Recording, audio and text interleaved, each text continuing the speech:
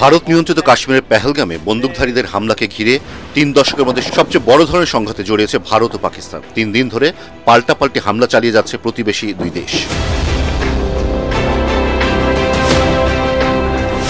Bismillahirrahmanirrahim. Today on 10th May at the time of Fajr. মধ্যরাতে পাকিস্তানি বিমান বাহিনীর ৩টি ঘাঁটি লক্ষ্য করে ক্ষেপণাস্ত্র হামলা চালায় ভারত। এগুলো হলো রাওয়ালপিন্ডির নূর খান বিমান ঘাঁটি, শর্কটের রফিকি বিমান ঘাঁটি ও চকওয়ালের মোরাইদ ঘাঁটি। তবে এসব হামলা সফলভাবে প্রতিহত করার দাবি করেছে পাকিস্তান।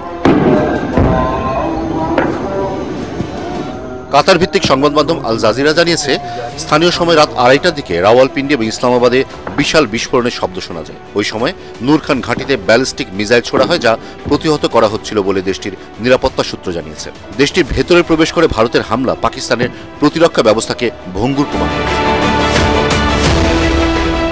টানা সপ্তমবারের মতো বেস্ট টিস্যু পেপার ব্র্যান্ড হিসেবে স্বীকৃতি পেয়েছে বসুন্ধরা টিস্যু। আল জাজিরা জানিয়েছে, এই ঘাঁটি পাকিস্তানের জন্য বেশ গুরুত্বপূর্ণ, কারণ এটি দিয়ে বিদেশি গুরুত্বপূর্ণ ব্যক্তিরা পাকিস্তানে আসা যাওয়া করেন।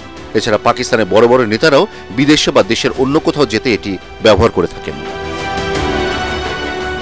এই হামলার পর পাকিস্তান সেনাবাহিনীর মুখপাত্র লেফটেন্যান্ট জেনারেল আহমেদ শরীফ চৌধুরী হামলার কথা স্বীকার করে নিয়ে জানান, ভারতের কিছু মিসাইল তাদের প্রতিরক্ষা ব্যবস্থা ভেদ করে বিমান ঘাঁটির কাছে আঘাত হানতে সক্ষম হয়েছে। এতে ঘাঁটির কোনো ক্ষতি হয়নি, সেই সঙ্গে পাল্টা আঘাতের হুঁশিয়ারিও দেন তিনি।